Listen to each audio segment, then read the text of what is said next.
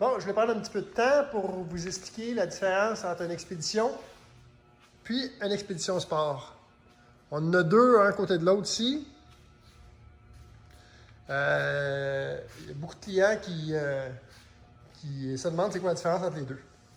Fait qu'on va en parler un petit peu. Si vous prenez l'expédition régulier, c'est le motoneige qui vient avec une chenille de 20 pouces en arrière. C'est à 20 pouces de large. Tandis que si vous tombez avec l'expédition sport, la chenille elle a 16 pouces. C'est une chenille qui est moins large, avec un petit peu moins de portance sur la neige, mais qui va être plus adéquat au niveau pour faire du sentier. En ayant une chenille plus mince, automatiquement le tunnel est plus mince. Fait que ça vous donne une sensation de motoneige un petit peu moins grosse entre les jambes. Un petit peu plus facile à tourner, puis à manœuvrer.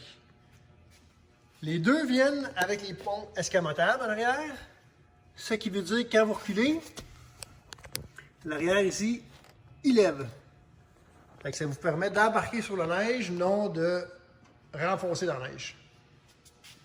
Au niveau de la cabine, c'est des motoneiges qui se ressemblent pas mal au niveau de la grosseur de la cabine. C'est plus au niveau du tunnel qui fait une différence de grosseur.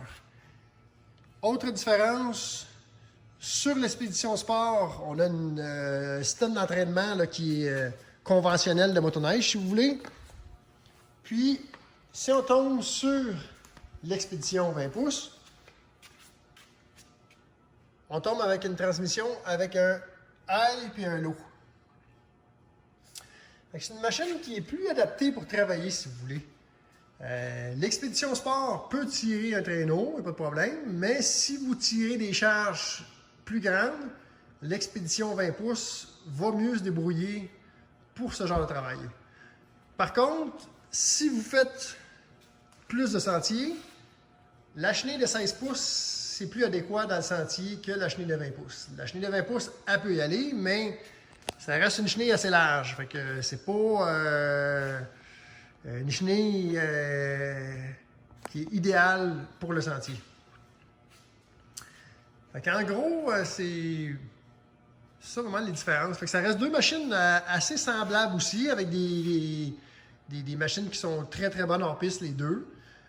Deux machines que vous pouvez faire du sentier, que vous pouvez travailler avec les deux.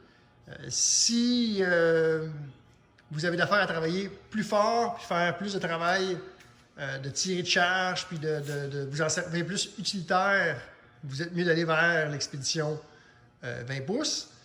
Puis si c'est plus pour la promenade, puis faire un peu de sentier, puis un petit peu de tout, mais l'expédition sport est peut-être plus adéquat.